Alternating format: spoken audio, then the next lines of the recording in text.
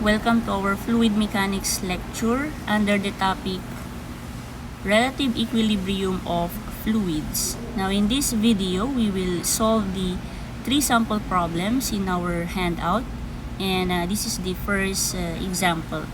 In open tank, 8 meters long with oil with a specific gravity of 0.80, 2.5 meters, and this is actually in height. So we have a typographical error there. If the tank accelerates to the right at 2.5 meter per second squared, and assuming that the tank walls are sufficiently high so that there is no spillage, determine the maximum and minimum pressure at the bottom of the tank. So we have here an open tank. So let's draw the tank here. So it is 8 meters long, and then the oil contains oil that is 2.5 meters high. So let's say this is our oil. So we have the height of oil at 2.5 meters, and the length of our length of our tank is 8 meters. This is 2.5 meters. So this is our wheel.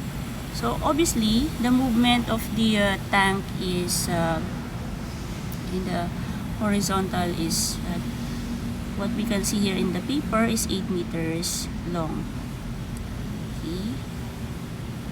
And the acceleration here is at A. So acceleration A, it is 2.5 meter per second squared.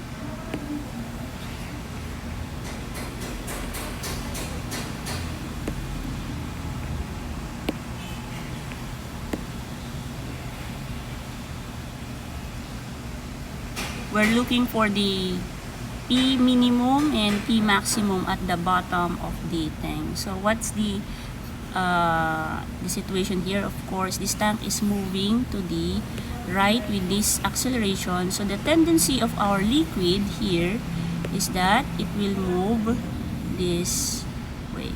Okay. So there will be a shift in the position of the liquid. So it will be that way.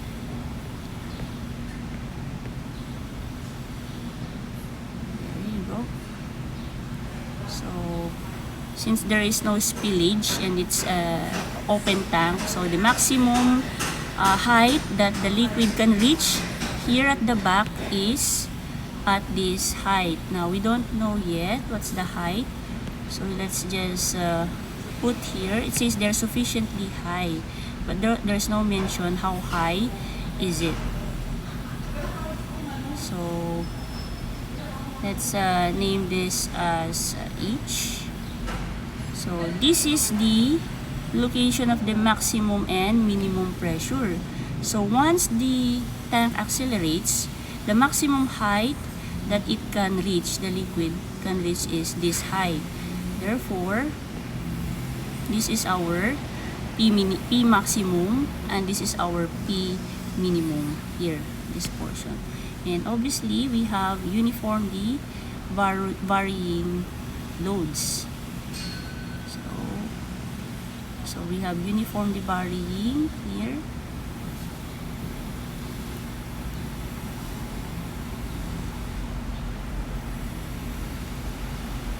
And this is the P max. And then this is the P minimum. To solve for the P max and P minimum, we have the formula P max is equal to gamma of the liquid, and then H, the height of the liquid. That's why we will name this here as H1, and then let's name this as H2.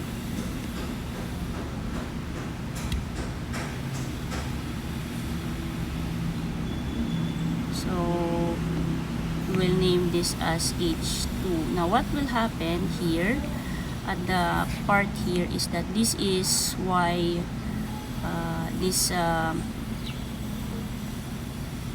change here from the initial level of liquid up to the final level of the liquid, that is y.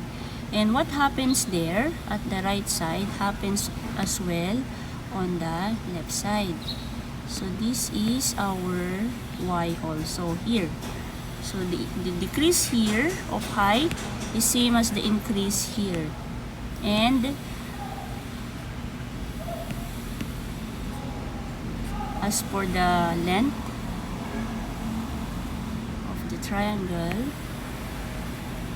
this becomes equal as well. So this is x is equal to 4 meters. X is equal to 4 meters, the base of the triangle.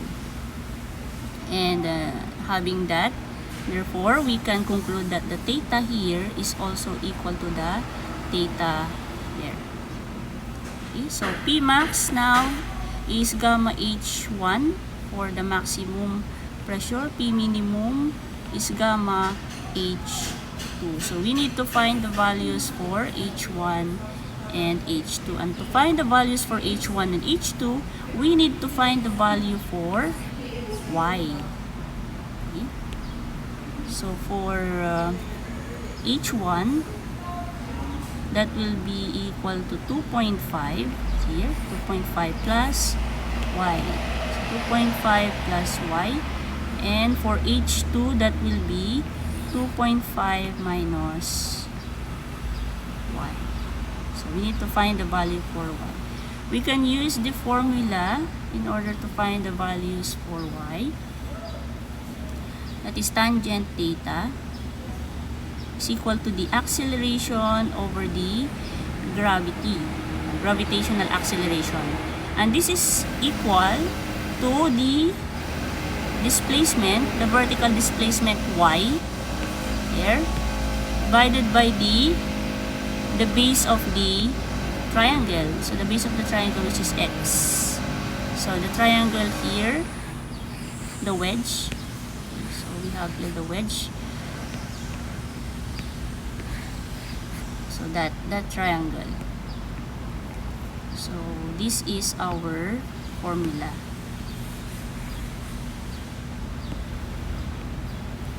So given the acceleration 2.5, then the acceleration of gravity 9.81 equals unknown value of y, and then we have x as 4, so y is equal to, so that is equal to 2.5 times 4 divided by 9.81, so that is 1.02. So 1.02 meters. Therefore, we can now have our H1 as 2.5 plus 1.02.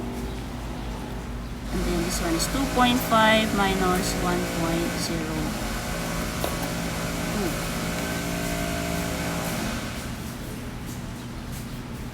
So 3.52 meters. And then the other one is 1.48 meters. Therefore, our P max now is equal to the gamma, which is 0.8, 9.81 times 3.52. So 0.8 times 9.81 times 3.52 is equal to 27.62.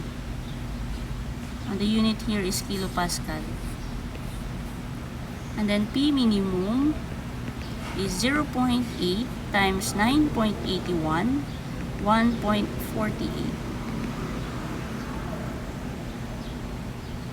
That is equal to 11.62 kilopascal. So this is for example number 1. Now let's go to example number 2. An open horizontal tank 2 meters wide, 5 meters long, and 2 meters high is 3/4 full of water. Determine the maximum value of accelerating force such that no water is spilled. So that is for letter A. Letter B, at acceleration A is equal to 2.25 meter per second squared, how much water is spilled?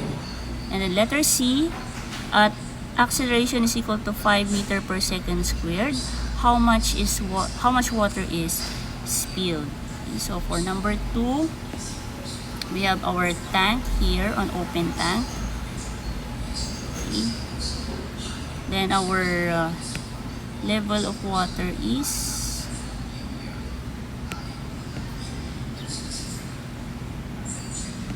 it says there it is 3/4 full of water. So what's the height? It's the height of our tank.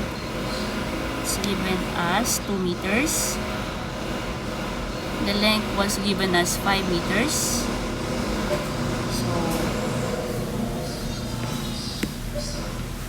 So this is 2 meters and this is 5 meters. Now once it accelerates, okay, so we're looking for letter A, we're looking for the value of A. So question mark for letter A. So when no water is spilled. Okay, so for letter A, the condition is no water is spilled. Therefore, the maximum height here, of course, it's open. It's an open tank. There you go. So this is our new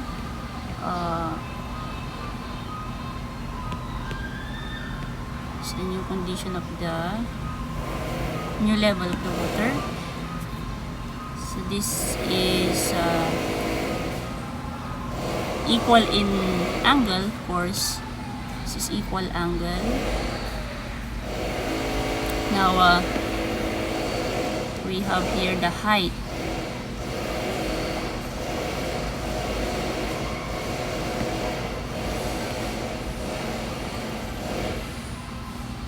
So the value here is the same value here.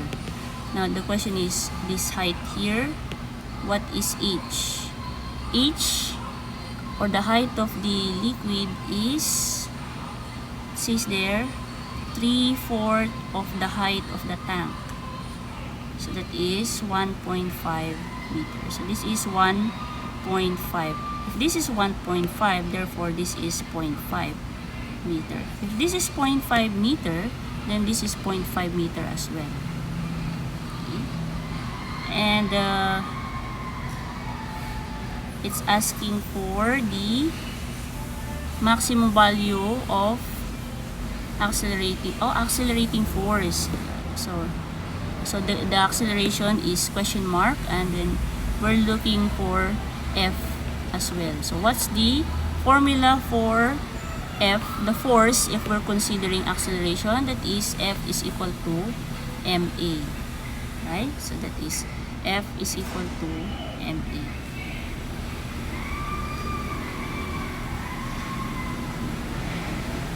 So where can we find the value for E?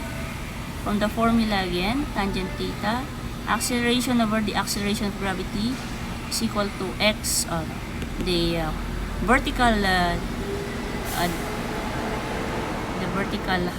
of the wedge, and then the base.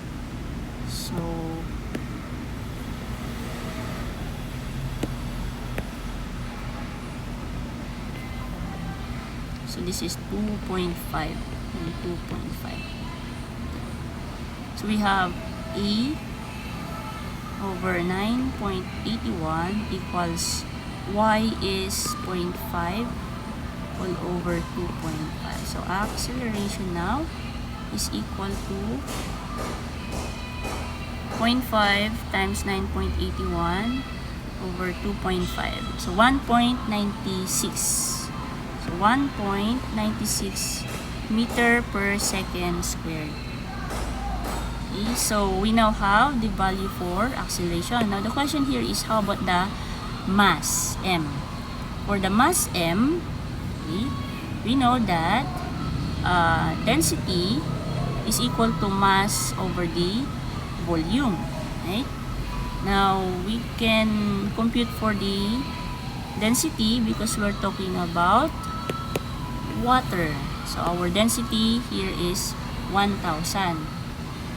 And we need to get the volume. So, for the volume, so we can get the volume from the initial condition because there's no spilling.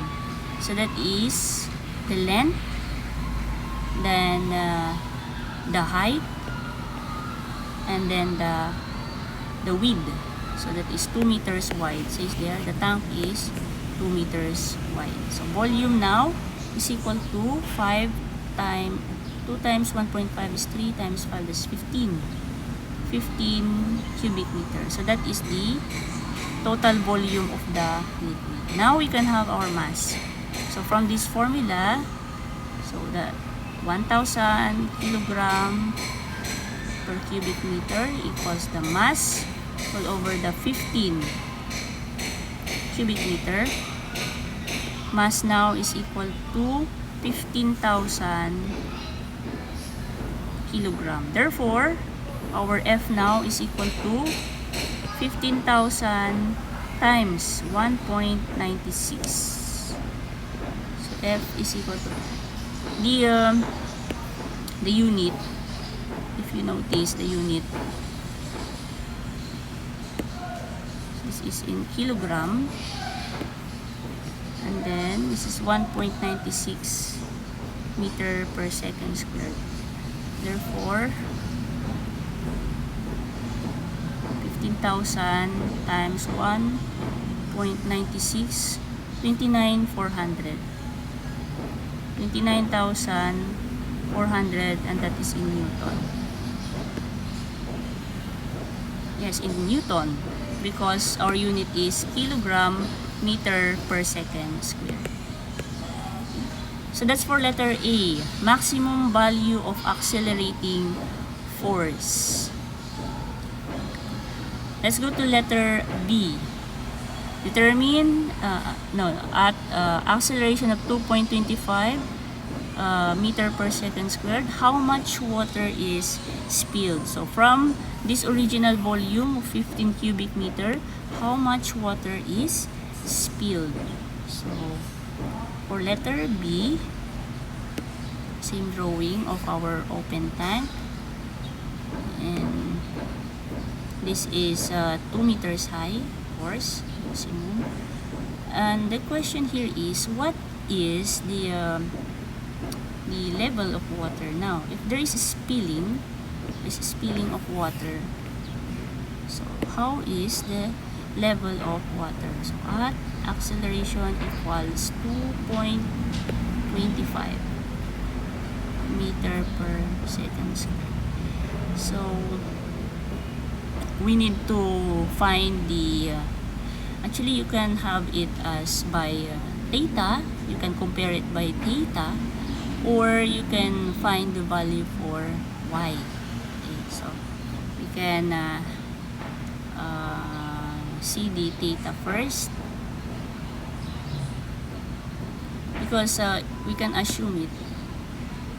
We can assume the level of water. It's either, of course, this is the maximum, right? This is the maximum height that it can reach. It can be here, it can be here. So what could be the condition of the level of water? So we can have it here. So where is it? Where it is? So let's find the let's compare it. If my maximum angle is 2, and my maximum height is 2 meters, and then my maximum length is 5 meters. Okay. So what is the theta? So I'm going to ask for the theta. What is the theta here? What is say theta 1? Is theta 1. Let's see that. that is tangent theta 1 equals opposite over the adjacent. So theta 1 is equal to inverse tangent of 250. It's 21.8 degrees. Now let's see what is the theta when we consider the acceleration. So the acceleration here, we can get it from the formula. So A over G, and that is 2.25. So tangent theta 2. So 2.25 over 9.81. Theta 2 is equal to shift tangent of 2.25 over 9.81 is 12.92. So 12.92. So this theta 2 here is lesser than theta 1. Therefore, we can assume that the theta 2 is located somewhere that is the angle is smaller. So here, somewhere here, wherein the angle proves to be smaller. So this is theta 2. So another way to check is by using the other one.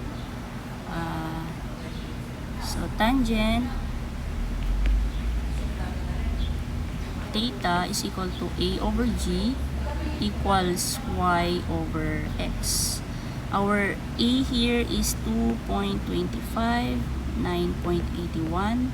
Our Y here, let's consider the height of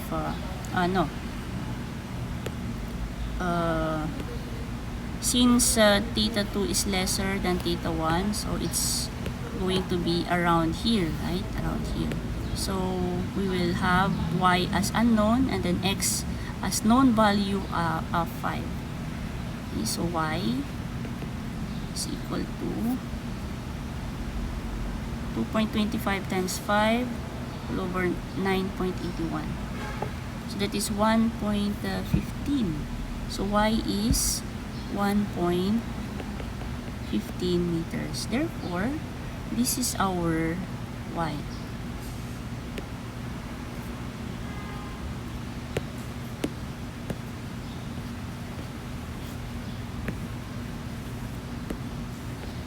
This is our value for Y. 1.15. Now, what can you conclude now? So we can now get the volume remained by having this volume here, this trapezoidal here. Okay. So this is the true level of water that is remained. So volume remained now. Volume remained is equal to 1/2 trapezoidal.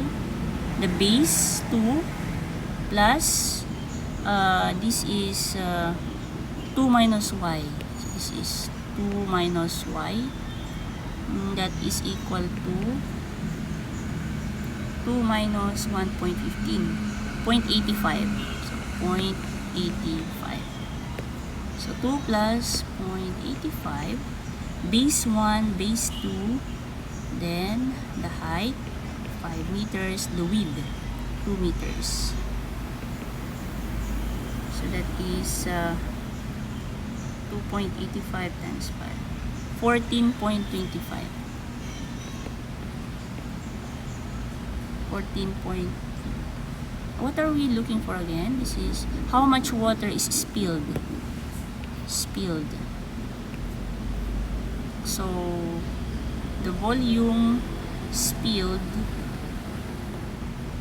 is equal to the original volume, which is the 15 cubic meter, minus the remaining volume 14.25, that is equal to 0.75 cubic meter. So this is the volume spilled. Now, how much water is spilled at, for letter C, at acceleration equals 5 meter per second squared. Okay? So, we will compare it from the initial theta 1. Our theta 1 here is based on this assumption here.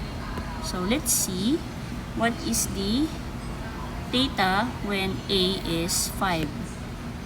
So, theta, tangent theta, 3. Wait, I will redraw the, let's redraw the tank for a new condition.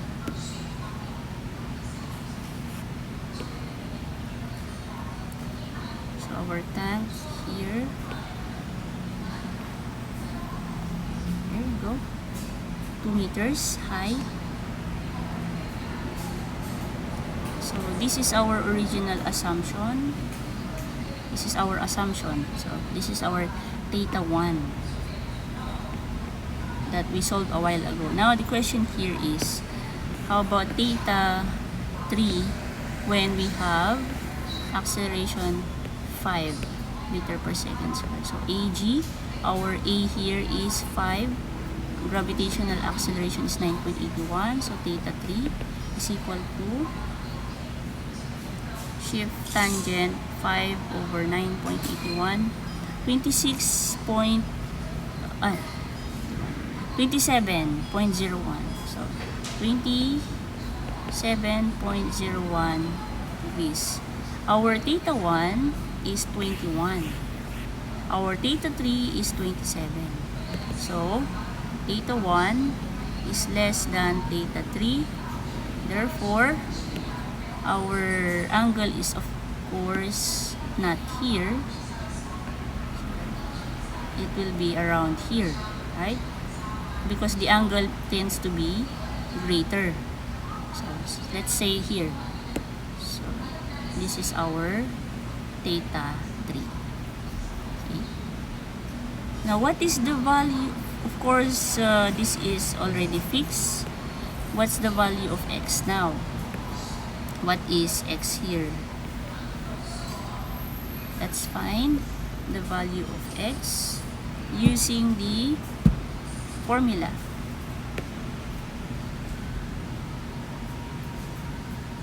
So we have tangent theta is equal to 5 over 9.81 equals to y, which is 2 over the x. So x now is equal to times 9.81 divided by 5, 3.92. So x is equal to 3.92 meters. Therefore, we can now compute for the remaining volume. Volume remained is 1/2. Our base is 3.92 base. So 3.92. 3.92 base times height times the width. So this is 3.92, 7.84. So 7.84 cubic meter. Therefore, volume spilled now is equal to the original volume 15 minus 7.84. 15 minus 7.84, 7.16. So this is the volume spilled, 7.16 cubic meter. Oops.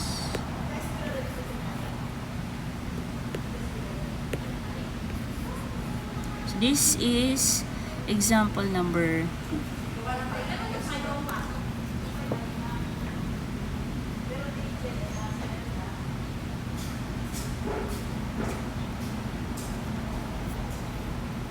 Let's go to the last example, example number 3.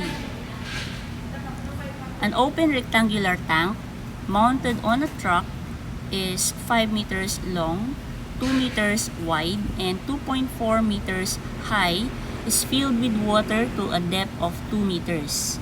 What maximum acceleration can be imposed on the tank without spilling any water? That's for letter A.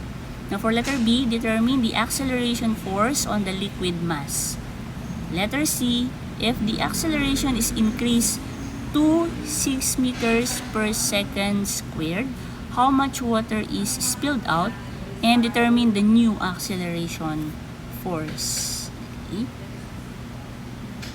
So we have an open rectangular tank mounted on a truck with a dimension of 5 meters long. So this is our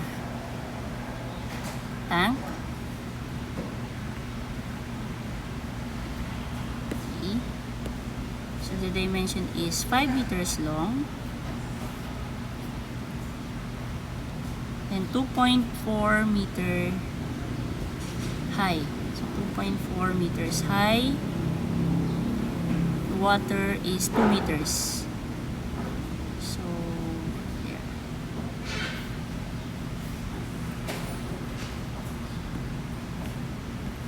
So 2.4 meters high.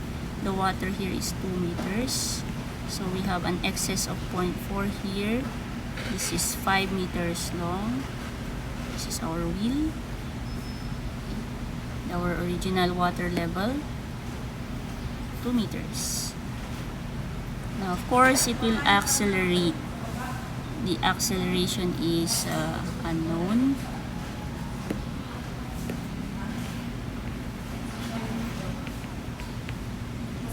Unknown acceleration. And without, says there, without spilling any water. So, it's an open tank, so the maximum level, okay, it can reach during the transit is this.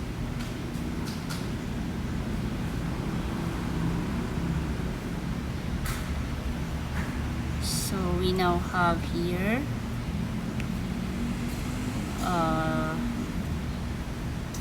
the triangle. So the triangle we are going to consider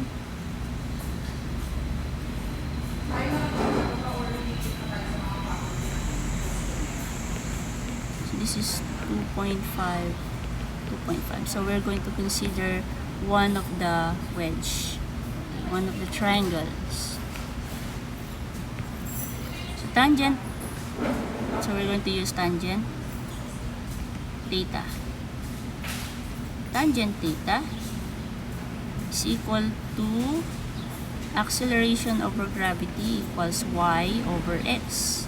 Acceleration being unknown, gravitational acceleration 9.81, y is 0.4, and our x is 2.5. So acceleration now is equal to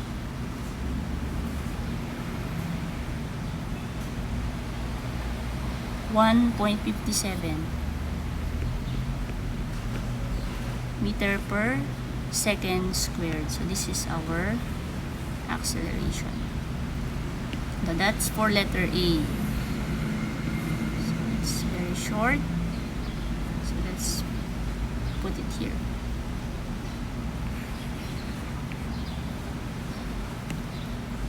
Now how about letter B? Determine the acceleration force on the liquid mass. Now we showed it a while ago that the acceleration force due to acceleration is F is equal to ma, mass times the acceleration. Now we have the value for acceleration here.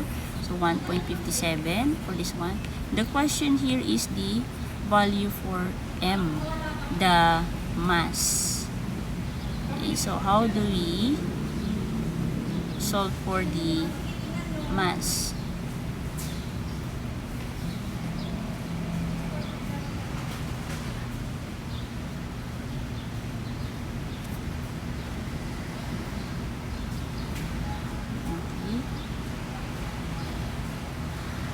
So there's another way.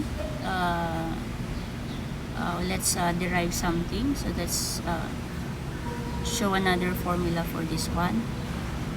Considering that W, or the weight, is equal to mass times gravity, and then knowing that gamma is equal to weight over the volume, therefore we equate here the weight now is equal to gamma volume, so gamma vol. Therefore our mass, so we will now put here, so this becomes mg, mass times gravity, equals gamma volume. Okay. So this is m is equal to gamma volume over the acceleration of gravity. Therefore, for FMA now, so from here, Fm gamma volume over gravity, then acceleration. So substitute our gamma as 9.81, that is in, of course, kilonewton per cubic meter. Then the volume here is 5 meters by 2 meters by the width. What's the width? 2 meters wide. Okay, so 2 meters wide. All over the acceleration of gravity, 9.81 meter per second squared. And then the acceleration is 1.57 meter per second squared. So cancelling the acceleration unit, so the acceleration unit here is cancelled. Cancelled also the cubic meter, so what's left is kilonewton. So force now, acceleration force is equal to 9.81 times 20 times 1.57 over 9.81, 31.4 kilonewton. So 31.4 kilonewton. So that's for the acceleration force. That's for letter B. Now let's go to letter C. If the acceleration is increased to 6 meter per second squared, how much water is spilled out? Spilled out, and then determine the new acceleration force. When we say increase to 6 meter per second, that means that the acceleration, the new acceleration, is 6 meter per second squared. But how about if we say that if the acceleration is increased by 6 meter per second squared, we will add, right, from the initial acceleration, we will add 6 meter per second squared. If we use the word, so if the acceleration is increased by, at here it says here increased to, so meaning from the initial acceleration to the new acceleration, which is 6 meter per second squared. Therefore, for our letter C, we will put here the condition that the acceleration, new acceleration, is 6 meter per second squared. So it says that acceleration increase to. Okay? So what happens? What happens to our liquid? So since it's an open tank here, so again we will have a comparison assumption. Let's have here an assumption. So this is the maximum height that the water can reach. So this is 2.4 meters. So let's have and then this is 5 meters long, right? So this is 5 meters long.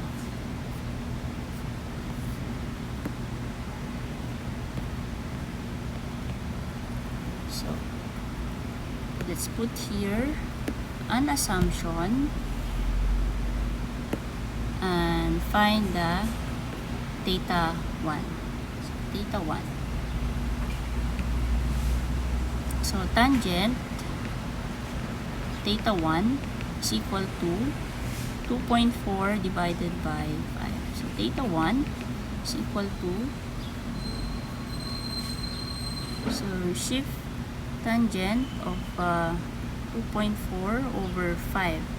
So, 25.64. So, 25.64 degrees. Now, how about for our next assumption at acceleration? So, given the acceleration here, A is 6 meter per second squared. So, let's have different assumptions here and then here, right? So, for this assumption here, let's name that as theta 2. Okay, let's see.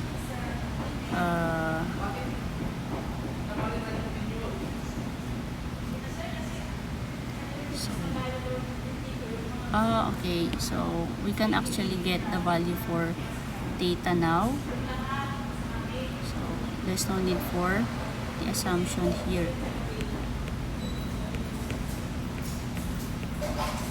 We can get it from the, since given, so it's already given the acceleration. So we can already get the value for theta 2, right? So we can have now our theta 2. Tangent theta 2, the acceleration of 6, we got this from the y over x, right? So this one is from the A over g, from acceleration over gravity. So that is 6 over 9.81. So what is theta 2? You can already get it here. So in shift tangent, 6 over 9.81, that is 31.45 degrees. So as you can see, theta 2 is greater than theta 1. Therefore, our new line here is located here, not here. If your line is located here, the theta is smaller. But here, the theta is greater. So this is our theta 2. This is our true new level of water. Okay? We just use this one for the comparison or the assumption, but actually this is the true level of water. So what is being asked? It's asking for the volume of water spilled out and the new acceleration force. Now we need to find here the value for x. So for x, you can actually use this one. So from the tangent theta 2 equals 6 over 9.81 equals y, which is 2.4 over x. Therefore, you can have the value for x now. 2.4 times 9.81 all over 6. This is 3.92. So x is 3.92 meters. Therefore, volume remained is equal to 1/2 base times height times the width, which is 2 meters.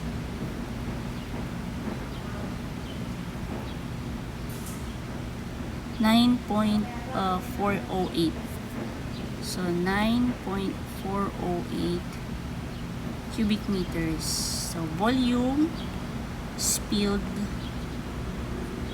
is equal to, from the original. What's the original volume? The original volume is 5 by 2 meters high of the water, 2 meters wide, minus 9.408. So volume spilled is equal to 20 minus 9.408. 408. So 10.5 59. 10.59 cubic meters. And then the next question here is determine the new acceleration force. The new acceleration force, F prime ma. So gamma, volume, the one we derived a while ago, over the acceleration, our gamma is 9.81.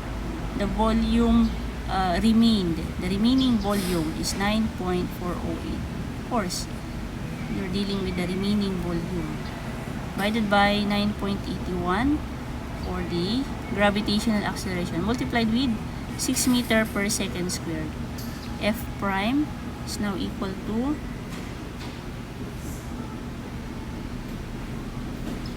56.45.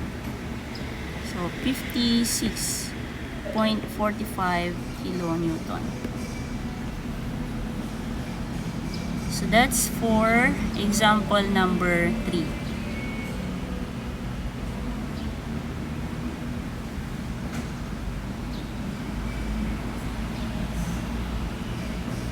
Okay, so that's all for this video.